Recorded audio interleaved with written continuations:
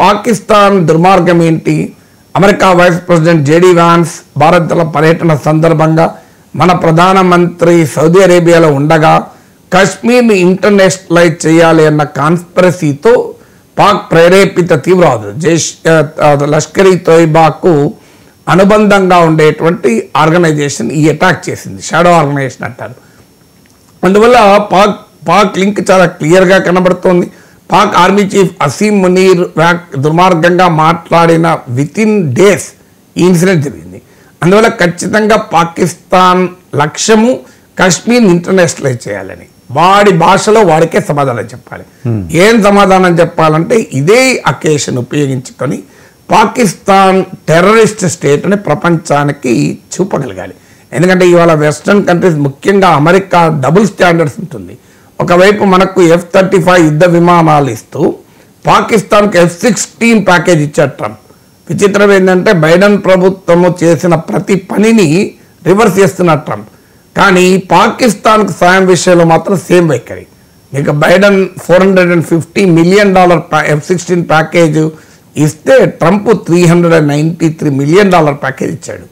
So దేనికి F-16లతో తీవ్రవాదుల పైన యుద్ధం చేస్తారు పాకిస్తాన్.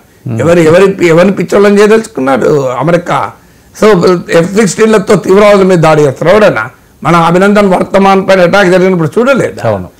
మన బాలాకోట్ స్ట్రైక్స్ అప్పుడు ఇండియా పైన F-16 వాడాడు. సో అందువల్ల ఈ వెస్టర్న్ డూప్లిసిటీ డబుల్ స్టాండర్డ్స్ ఉంది టెర్రరిజం విషయంలో. వారికి కాశ్మీర్ టెర్రరిస్ట్ ఒక రకంగా కనబడతారు, కందహార్లో టెర్రరిస్ట్ ఇంకో రకంగా కనబడతారు. అందువల్ల ఈ అకేషన్ ఉపయోగించుకొని పాకిస్తాన్ చైనా నెక్సెస్ ఉంది, పాకిస్తాన్ అమెరికా నెక్సెస్ ఉంది. పాకిస్తాన్ను ఎక్స్పోజ్ చేయాలి. ఇది ప్రభుత్వం చేయాల్సిన పని. ప్రజలు చేయాల్సిన పని ఏంటంటే తీవ్రవాదుల లక్ష్యం ఏంటి?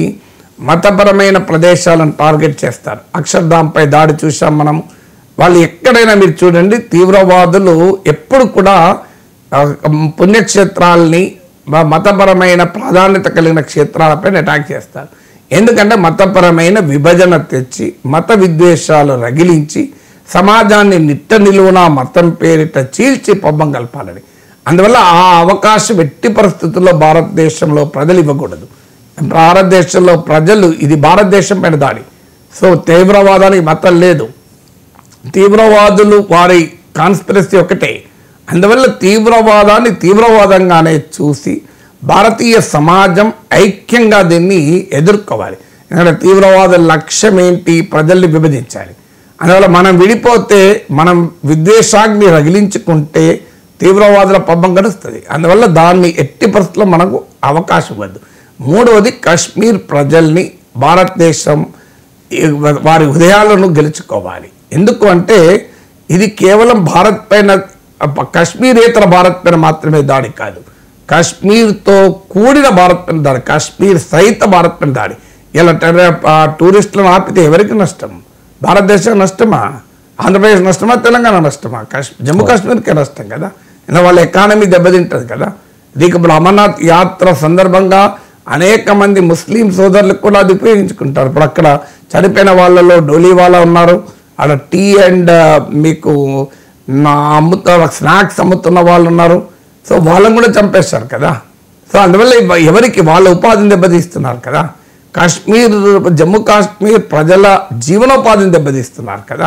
అందువల్ల జమ్మూ కాశ్మీర్ ప్రజల్ని తీవ్రవాదాన్ని వేరు చేయగలగాలి. ఎప్పుడైనా టెర్రరిస్టులను ఎదిరించడం అంటే ప్రజల నుంచి వాళ్ళని ఏలియనేట్ చేయాలి. ప్రజలను ఓన్ చేసుకొని తీవ్రవాదులను ప్రజల నుంచి వేరు చేసి అటాక్ చేయగలగాలి.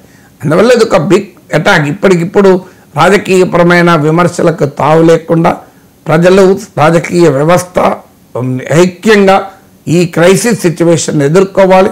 అందరము ప్రభుత్వం చేసే చర్యల్ని సమర్థించాల్సిన సమయం ఇది.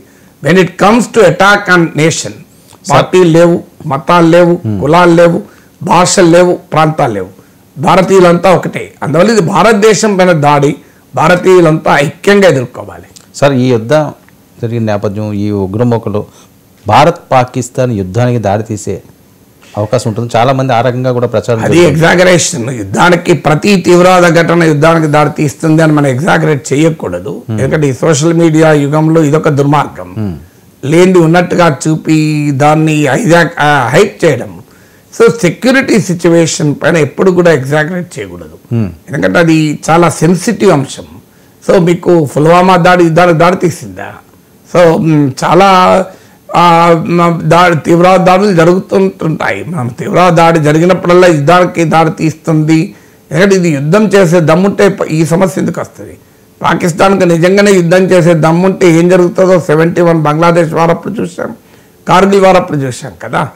కన్వెన్షనల్ వార్ఫేర్లో పాకిస్తాన్ భారత సైన్యం ముందు నిలబడలేదు. అది 91,000 మంది కదా బంగ్లాదేశ్ విమోచన సమయంలో లొంగిపోయింది. ఇప్పటికి కూడా మనకు ఆ ఫోటో ఉంటుంది. ఈ మధ్య ఆర్మీ చీఫ్ కూర్చొని ఆఫీస్లో ఆయన వెనకాలండి. అన్ఫార్చునేట్లీ ఈ మధ్య ప్రభుత్వం ఆ ఫోటోను తొలగించింది. ఎందుకు తొలగించిందో తెలియదు, కానీ అది పెద్ద ఇష్యూ అయింది కూడా.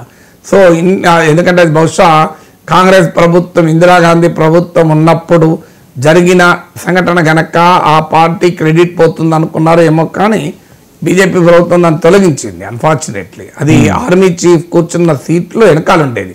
అందువల్ల వరల్డ్ లీడర్స్ ఎవరొచ్చినా, మన వరల్డ్ ఆర్మీ లీడర్స్ ఎవరొచ్చినా మన ఆర్మీ చీఫ్తో చర్చిస్తే వెనకాల కనబడేది. ఇన్స్ట్రుమెంట్ ఆఫ్ సరెండర్ అంటారు.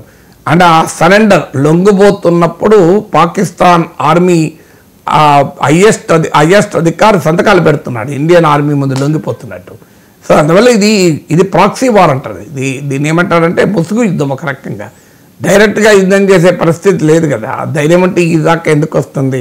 ఇది ప్రాక్సీ వార్. ఇప్పుడు నిరాయుధులైన పర్యాటకుల పైన కాల్పులు జరపడం వీరత్వం అవుతుందా, శూరత్వం అవుతుందా, పౌరుషం అవుతుందా? అది నీ బలం అవుతుందా? దమ్ముంటే బార్డర్లో సైన్యం పైన తలపడు సంగతి తెలుస్తుంది కదా. సో మనం సర్జికల్ స్ట్రైక్స్ జరిపినప్పుడు ఏం చేశారు? అరుపులు కేకలు తప్ప ఏం చేయలేకపోయింది కదా. బాలకోట్ స్ట్రైక్ చేస్తే ఏం చేశారు? సో తోకముడిచారు కదా. అందువల్ల this is a proxy war. ఇది పిరికి బందల చర్య, ఇది యుద్ధ చర్య కాదు. యుద్ధం అంటే ధైర్యంతో చేయాల్సింది. ధైర్యం ఎక్కడిది? ఇది this is an act of cowardice అంటారు. పూర్తిగా పిరికితనంతో చేసే పని. ఎదుర్కోలేక నిరాయుధుల పైన తుపాకులు కాల్చున్నది గొప్పతనం అవుతుందా? సార్, అమెరికా అగ్రరాజ్యం అని చెప్తుంటుంది, అందరినీ మేమే శాసించాలని కోరుకుంటుంది. ఇలాంటి ఉగ్రదాడులు, ఈ అంశాల మీద అమెరికా ఎలాంటి నిర్ణయం తీసుకుంటుంటుంది? ఏమైనా హెచ్చరికలు జారీ చేసే అవకాశం ఉంటుందా? అంటే అమెరికా ఖండిస్తుంది, ఎవరైనా ఖండిస్తారు. సాంప్రదాయ ఖండనలు మండలతో సంబంధం లేదు. అవును. అమెరికాకు ప్రాబ్లం ఏంటంటే అమెరికాకు ఉపయోగపడితే వాడు తీవ్రవాది కాదు, అమెరికాకు ప్రమాదం ఏర్పడితేనే వాడు తీవ్రవాది. తాలిబాన్తో ఒప్పందం చేసుకుంది కదా అమెరికా. ఇంతకన్నా ఎక్కువ ఇంకేముంటుంది? ఇప్పుడు ట్రంప్ ఫస్ట్ టర్మ్లో ఖతార్లో తాలిబాన్లతో ఒప్పందం చేసుకుంది. తాలిబాన్ మిత్రులు తీవ్రవాదులు ఎవరున్నారు? వాళ్ళు ఒప్పందం చేసుకోవడం వల్ల ఇలా ప్రపంచ దేశాలంతా ఆఫ్ఘనిస్తాన్ గుర్తించాల్సిన పరిస్థితి. ఆఖరికి భారతదేశం మన ప్రభుత్వ దౌత్యాధికారులు కూడా తాలిబాన్లతో చర్చలు జరిపారు. రేపో మాపో ఢిల్లీలో తాలిబాన్ నాయకత్వం ఆఫ్ఘనిస్తాన్ ఎంబసీ కూడా ఓపెన్ కాబోతుంది. ఆ పరిస్థితికి వచ్చింది అమెరికా చేసిన పనే కదా. గుడ్ తాలిబాన్, బ్యాడ్ తాలిబాన్ అంటూ వర్గీకరించి తాలిబాన్లకి 20 ఏళ్ల తర్వాత అధికారం కదా అమెరికా పారిపోయింది. అందువల్ల అమెరికాకి అర్థం కావాల్సింది ఏంటంటే తీవ్రవాదమే. వ్యూహాత్మకంగా తమకు ఉపయోగపడితే అది తీవ్రవాదం కాదు. మీకు మాతృదేశం కొరకు పోరాడే వాళ్ళని తీవ్రవాదులుగా చిత్రీకరిస్తారు. ఇక్కడ ఇంత దుర్మార్గం జరిగిన పాకిస్తాన్కి అమెరికాకి ఎందుకు మిత్రదేశం? చాలా క్లోజ్ ఫ్రెండ్షిప్ పాకిస్తాన్కి అమెరికాకు. సో పాకిస్తాన్ డే 1 నుంచి, ఇప్పుడే కాదు, స్వాతంత్రం వచ్చిన అప్పటి నుంచి కూడా పాకిస్తాన్ అమెరికా నాయకత్వంలో మిలిటరీ కూటమిలో భాగం. సీటో అంటారు. ఆఖరికి నాటో అలైగా దాదాపు హోదా ఇచ్చారు పాకిస్తాన్కు. అంటే నాటోలో సభ్యత్వం లేకపోయినా అంతటి స్థాయి హోదా పాకిస్తాన్కి ఇచ్చారు. ఆఫ్ఘనిస్తాన్లో తీవ్రవాదంపై జరుపుతున్న యుద్ధంలో Pakistan was front line ally. తీవ్రవాదం మీద పాకిస్తాన్ యుద్ధం చేయడం ఏంటి? దానికన్నా దుర్మార్గం ఇంకోటి ఉంటుందా? ఒసామా బిన్ లాడెన్కు మిలిటరీ హెడ్ క్వార్టర్స్ పక్కన ఆశ్రయించి 5 ఏళ్ళు దాచిపెట్టిన పాకిస్తాన్ తీవ్రవాదానికి వ్యతిరేకంగా పోరాడుతుందట. అమెరికా వైఖరిలో ఆ లోపం ఉంది. మీకు ఈ మధ్య కూడా మీకు గమనించాను, ఈవెన్ ట్రంప్ మాట్లాడిన మాటలు చూసాం. ఒబామా వచ్చినప్పుడు కూడా, Obama is a statesmen. Trump అన్న మ్యావరిక్ పోయి ఏం మాట్లాడుతాడో తెలియదు, ఈజ్ సెమిలిటరేట్ అనుకోవచ్చు. Obama is highly knowledgeable and educated gentlemen. కానీ వాళ్ళ విధానం ఏంటి? ఒబామా ఉన్నా, ట్రంప్ ఉన్నా, డెమోక్రట్ ఉన్నా, రిపబ్లికన్ ఉన్నా, హైలీ ఎడ్యుకేటెడ్ హార్వర్డ్ లా స్కూల్లో చదివిన ఒబామా ఉన్నా, సగం చదివిన ట్రంప్ ఉన్నా, అమెరికా వైఖరి ఒకటే. ఏంటి? పాకిస్తాన్, భారతదేశం రెండు తీవ్రవాదానికి బలవుతున్న దేశాలు అంటారు. ఏమైనా అర్థం ఉందా? ఇప్పుడు బాంబు విసిరినోడు, బాంబు విసరడానికి తయారు చేస్తుంటే చేతిలో పేలినోడు ఒకటే ఎట్లయితాడు? సో ఇప్పుడు భారతదేశము పాకిస్తాన్ రెండు తీవ్రవాద బాధిత దేశాలట వాళ్ళ ఉద్దేశం. సో అంతకన్నా దుర్మార్గమైన అసెస్మెంట్ ఏమైనా ఉంటుందా? ఇంకా దీనికి తోడు పాకిస్తాన్ దుర్మార్గం ఏంటంటే బెలూచిస్తాన్లో భారతదేశం ఉంది అని మనపైన ఒక రకమైన ప్రచారం, బెలూచిస్తాన్లో మన దేశం ఉన్నది అని ప్రచారం చేయడం ద్వారా కాశ్మీర్లో పాకిస్తాన్ పాత్రను దాచిపెట్టాలని చూస్తారు. కానీ ప్రపంచమంతా కనబడుతుంది కదా మీకు. భారతదేశ భూభాగాన్ని ఆక్రమించుకొని పాక్ ఆక్రమిత కాశ్మీర్, గిల్గిట్ బల్తిస్తాన్ ఈ ప్రాంతం అది భారతదేశంలో భాగం. అది ఆ భాగాన్ని మనం ఎన్నడూ ఇవాళ కాబట్టి రేపైనా తీసుకోవాల్సిందే.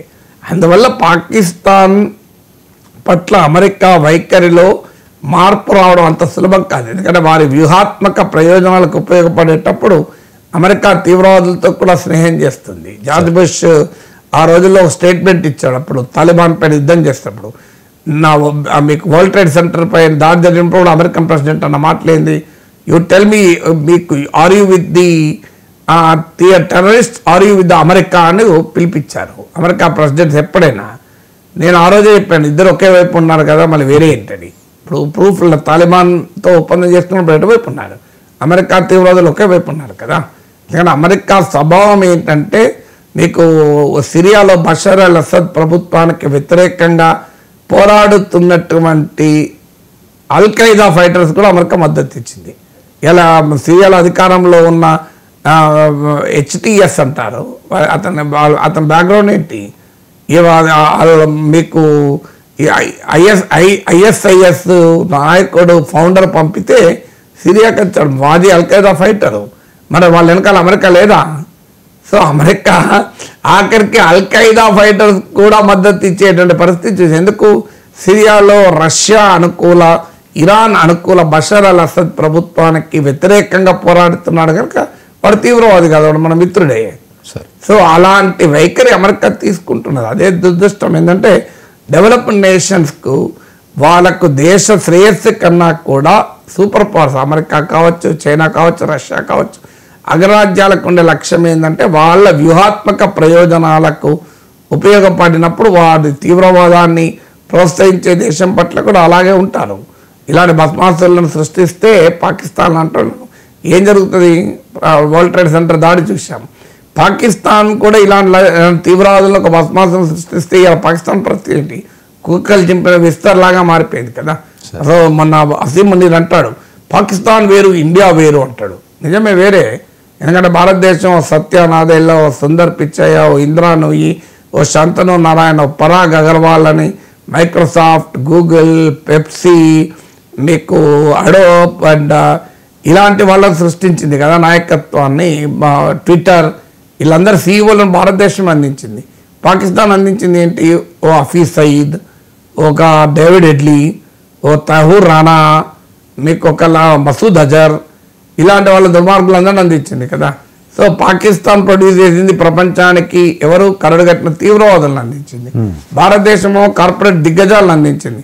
ఒక కమలా హారిస్, ఒక రిషి సునక్, ఒక ఉషా చిల్కూర్ని అందించింది ఇండియా. సో పాకిస్తాన్ ఎవరిని అందిస్తుంది? పనికిమాలిన తీవ్రవాదులను అందిస్తుంది కదా. అందువల్ల పాకిస్తాన్ అసలు స్వరూపాన్ని అమెరికా ఎంత తొందరగా అర్థం చేసుకుంటుందో మంచిది.